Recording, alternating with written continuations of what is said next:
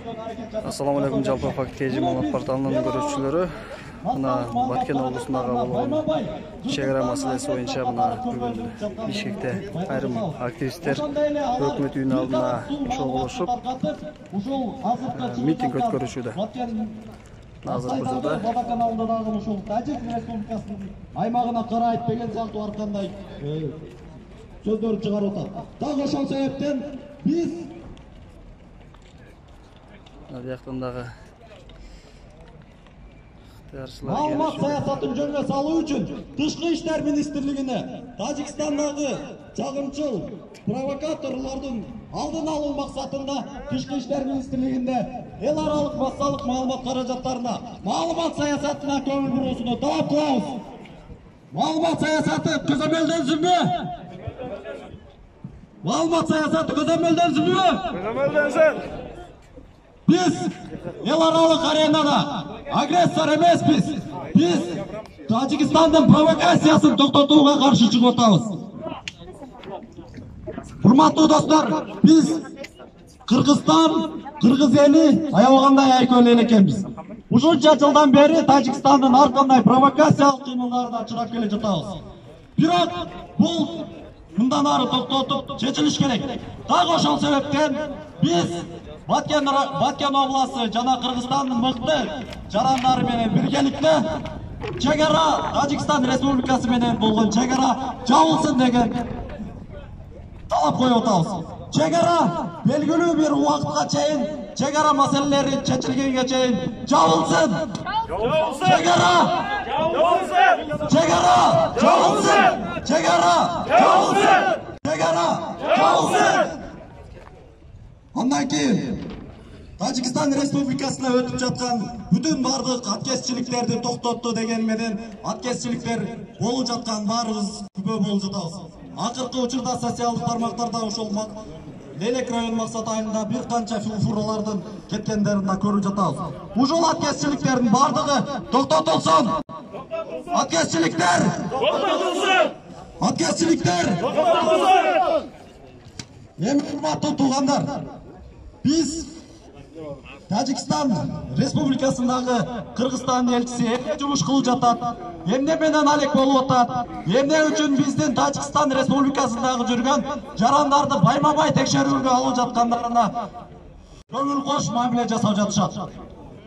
Дагы ошол себептен Кыргыз Республикасы Tacikistan Respublikasындагы элчиси Бишкекке консультация үчүн чакырып алынсын. Bişkek, Tacikistan Respublikası'ndaki elçisi Bişkek'e çakırıldı alınsın. Konsultasya için çakırıldı alınsın. Tacikistan'daki elçi Bişkek'e çakırıldı alınsın mı? Alınsın. Tacikistan Respublikası'ndaki Kırgızstan elçisi Bişkek'e çakırıldı alınsın. Çakırılsın. Hurmatlı tuğanlar. Эми мындай маалымат ушул кече күнү өзүңүздөр күбө болдуңуздар. Тажикстан Республикасы Кыргызстанды эл аралык аренада агрессия катары көргөзүү максатында Тажикстан Республикасынын 2 жаш окуучусун кыргыз аскерлери уруп салды, дөөлөк салды деген тарих шуктооду коюп Кыргызстанга нота жиберди. Бирок бул жалган маалымат болуп чыкты. Ушул жалган маалыматты Tacikistan Respublikası da өздөрү да официалдуу четке тартты. Дал ошол максатта жалган маалыматтын негизинде Кыргыз Республикасынын Тажикстандагы элчисине берилген нотанын эсебин суроо үчүн Тажикстан элчиси Кыргыз Республикасынын Тышкы иштер министрлигине чакыртылсын. Tacikistan elçisi Kırgız Respublikası'nın Tışkı İşler Ministrliğine çakırtılsın. Andan sırtkarı, uşun mene uşuğa koşu, Kırgız Respublikası'ndaki Tacikistan'dan elçiliğinin bir kança hizmetkerlerine persona non grata dep jariyalansın. Persona non grata dep jariyalansın. Persona non grata dep jariyalansın. Persona non grata dep. Ondan sırtkары мынакей. Бұл 7-ci bizden talap oldu. 8-ci talap Баткен обласындағы manevi obyektlerimiz var bizden. Bu bir kança manevi obyektler, su, kanal, oşonda ele su bölüştürgüç aymaklar, hazırkı mesele çıkıp жатқан aymakların bardығы korgauga alınsın. Kırgızistan'ın manevi obyektleri korgauga alınsın.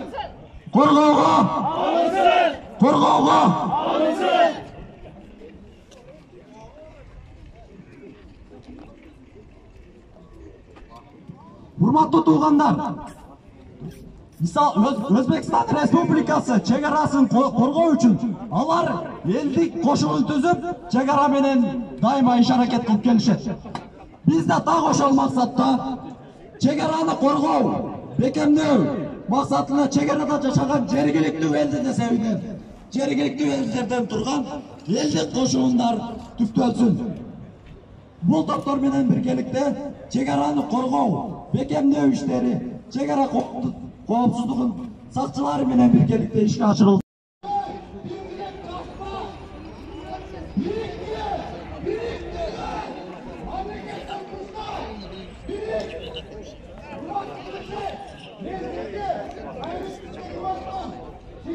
Бұл жерде Баткендегі чегара маселесі бойынша чоғыландар митинг өткөрүшүүдө жана бийликтин тиешелүү кызматкерлерин чыгып жооп берүүсүн талап кылышууда.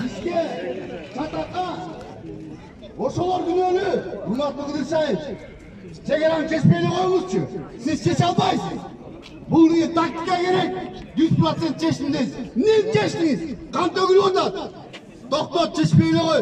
Жанагы келишимдин баары жокко чыксын. Жокко чыксынбы? Урматтуу Кыдыршаев.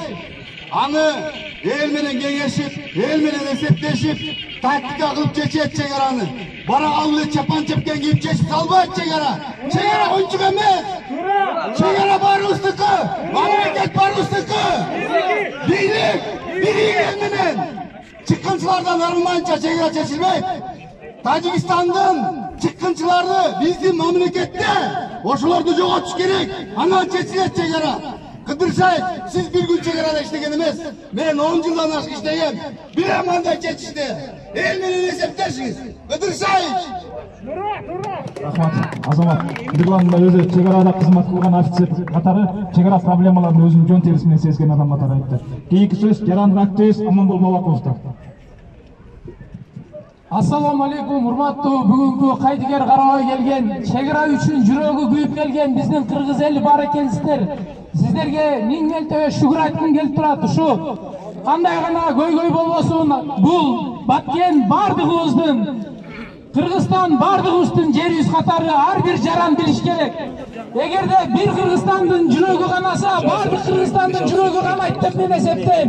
Ошондуктан урматтуу бийлик, азыр силер ошол жактагы болуп жаткан саясатка көзөмөл жүргүзгүлө.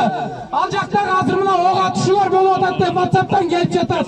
Ошолор боюнча тез аранын ичинде силердин массалык маалымат каражаттарыңар элге так маалымат беришин талап кылам. Жана ошондой эле бул жерде жашынып отурбастан эл алдына чыгып тезинен ушу Баткен чегарасын чечпесеңер, тезинен бул жерден кетип калгыла деп эле айтат элем силерде.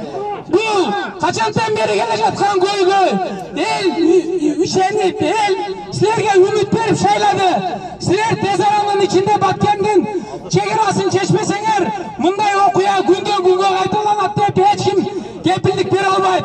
Урматтуу биздин Руслан Казакбаев, МИД өкүлү, тез аранын ичинде сиз тажик тарапка нота жөнөтүшүңүз керек.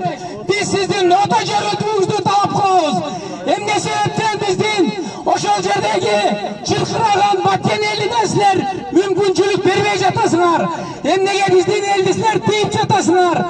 Силер эгерде элди тыйып бере турган болсоңор, эл бир күнү жарылып кетет. Ошондуктан урматтуу Баткен эли, сиздер үчүн мен аягына чейин туруп берем. Баткен менин жүрөгүм, Баткен элинин баатырлары үчүн терең таазим. Сиздерге тизе бүгүп таазим этем. Силер ошол жерде жүрөгүңөр менен ошол биздин чегараны коргоп аткан үчүн ар бириңерге medal bergenge bolsa da azdık kılat. Oşonduktan bar bolguğa Batken eli biz siley merenmiz. Rahmat, tuğadarına sizlerge jalan ele bu Batken'in probleması emas, bu жалпы республиканын проблемасы. Bu жалпы улуттук көйгөй. Мына жер-жеристен ар кайсы региондордон келип балдар колдоп атат. Мына жогоруда сүйлөгөн балдар бири ат башынын карынын кулуну болсо, бири таластын кулуну. Мына көлдүн жигиттери келип колдоп сөз бергиле деп турат. Сөз анда калса. Қалай қал. Мына күтіп атқан нәрсе келді. Тажиктер мұны қаншадан пландаштырып жатыр. 100 жыл алдыға план қойып жатыр. Бұларға су керек. Су қазір дүние жүзінде проблема отыр.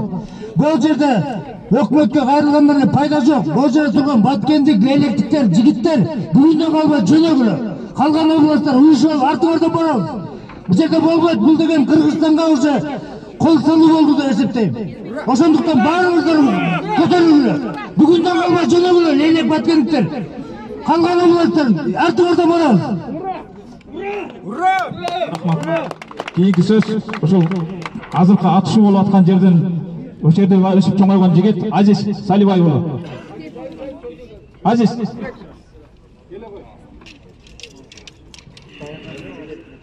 Кийинки сөз Азизден кийин Медер Тилектешұлы дайындан. Ассаламу алейкум, мен ошол Баткен областынын Актат районунан болом.